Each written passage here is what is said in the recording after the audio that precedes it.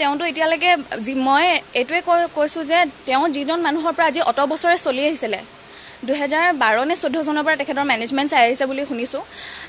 তেওঁ যিজন মানুহৰ পৰা চলি আহিছিলে সেইজন মানুহৰ একাউণ্টত যদি আজি 10,000 টকা আছে, তেখেতৰ ওচৰত কেনেকৈ 15 কোটি টকীয়া বটলিং কোম্পানী, 3 কোটি টকীয়া ঘৰ আৰু 1 কোটি টকীয়া গাড়ী কেনেকৈ থাকিব পাৰে?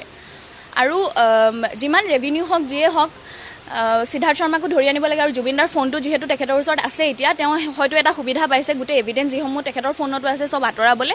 সিদ্ধাৰ্থ শৰ্মাকো ধৰি আনিব লাগে। তেখেতটো মেইন কালপ্ৰিট। তেখেতে দায়িত্ব নোলোৱাৰ কাৰণে এজন মেনেজাৰ হিচাপে নিজৰ আৰ্টিষ্টজনক কেনেধৰণে ৰাখিব লাগে আৰু চিজাৰ হোৱা এজন পেচেণ্টক কেনেকৈ পানী আৰু জুইৰ পৰা যে আঁতৰাই ৰাখিব লাগে, সেইটো তেওঁলোকৰ মূৰত একদম ভালকৈ থাকিব লাগিছিলে। আৰু এতিয়া ভিডিঅ'সমূহ যিসমূহ ওলাইছে তাত আমি ভালকৈ গমেই পাইছোঁ কিমান তেওঁলোকে ৰেছপনচিবল আছিলে। গতিকে সিদ্ধাৰ্থ শৰ্মাকো ধৰি আনিব লাগে। তেওঁতো আটাইতকৈ ডাঙৰেই দুখী। তেখেতকো ধৰি আনিব লাগে। এইবিলাক ৰেভিনিউ সকলো হিচাপ উলিয়াব লাগে।